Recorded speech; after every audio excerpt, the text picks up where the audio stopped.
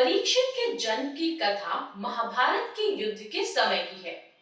जब द्रौपदी को इस बात की जानकारी मिली कि अश्वत्थामा ने उसके पांचों बेटों की हत्या कर दी है, तो उसने अनशन करने की ठान ली। द्रौपदी ने प्रण लिया कि वह अपना अनशन तभी तोड़ेगी जब तक कि अश्वत्थामा के सिर पर लगी मणि उसे नहीं मिल जाती। जब अर्जुन को इसकी जानकारी मिली, तो वे अश्वत्थामा से युद्ध करने निकल गए। दोनों के बीच भयंकर युद्ध शुरू हो गया। अर्जुन को मौत के घाट उतारने के लिए अश्वत्थामा ने अपना ब्रह्मास्त्र निकाला। यह देख अर्जुन ने भी अपना बचाव करने के लिए ब्रह्मास्त्र का प्रयोग किया। तभी वहां नारद और ऋषि व्यास पहुंचे और उन्होंने ब्रह्मास्त्र का इस्तेमाल करने से मना किया। इसके बाद अर्जुन ने अपना ब्रह्मास्त्र वापस कर लिया, लेकिन अश्वत्थामा ने ऐसा नहीं किया।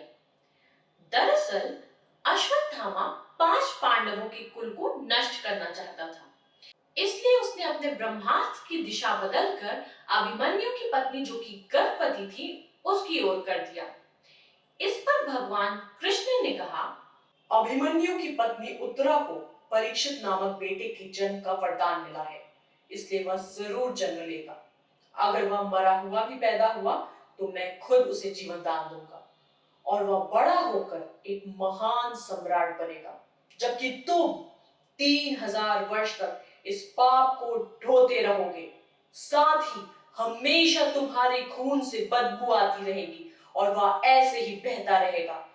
यही नहीं, तुम हर प्रकार की बीमारियों से घिरे रहोगे। इसके बाद अर्जुन ने अश्वत्थामा को रस्सी में बांधा और द्रौपदी के पास ले आया। अश्वत्थामा की हालत देखकर द्रौपदी को दया आ गई और उसने अर्जुन से उसे छोड़ने की अपील की, मगर भगवान कृष्ण ने ऐसा नहीं होने दिया। उन्होंने अर्जुन को आदेश दिया कि उसके सिर से मणि निकाल ले और द्रौपदी को दे दे। इधर ब्रह्मास्त्र के गर्भ में जाते ही उत्तरा को तेज दर्द होने लगा। यह देख भगवान कृष्ण ने अपना छोटा रूप धारण किया और उत्तरा के गर्भ में दाखिल हो गए। कृष्ण का छोटा रूप एक अंगूठे के बराबर ही था। वे शंख, चक्र, गदा और पद्म सब कुछ धारण किए हुए थे। उत्तरा के गर्भ में अश्वत्थामा द्वारा छोड़े गए ब्रह्मास्त्र की आग को शांत कर रहे थे। वहीं गर्भ में पल रहा बालक उन्हें देखकर हैरान था कि मेरी मां के गर्भ में ये कौन घुस गया है। कुछ समय बाद उत्तरा ने अपने बच्चे को जन्म दिया, लेकिन वह मृत पैदा हुआ। यह देख वह रोने लगी।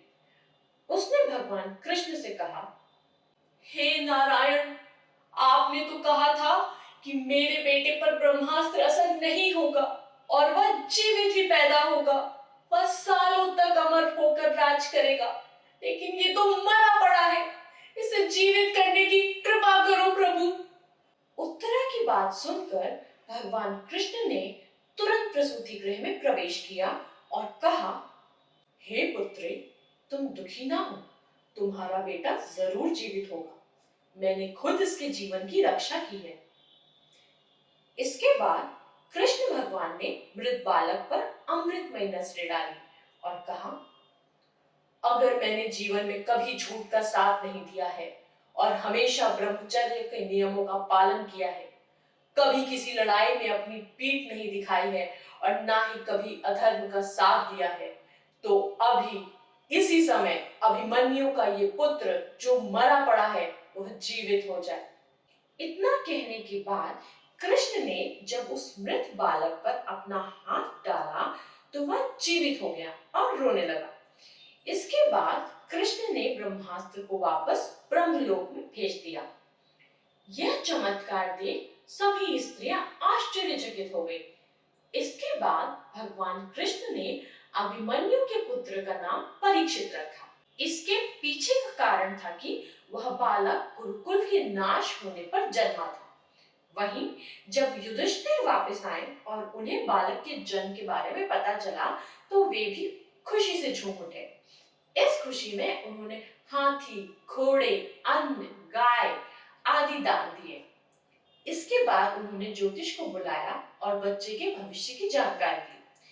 इस पर ज्योतिषी ने कहा, ये बालक प्रभु श्री कृष्णचंद्र का भक्त कहलाएगा।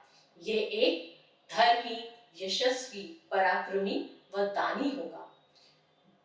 ज्योतिष ने आगे बताया कि जीवन में एक ऋषि का शाप पाकर गंगा के तट पर यह श्री शुकदेव से आत्मज्ञान की प्राप्ति करेगा। ज्योतिष की बात सुनकर युधिष्ठिर खुश हुए और उन्हें दक्षिणा देकर वहां से विदा कर दिया। इस कहानी से हमें सीख मिलती है कि कभी भी किसी कार्य को छल कपट के साथ नहीं करना चाहिए। इससे हमारा बुरा ही होता है।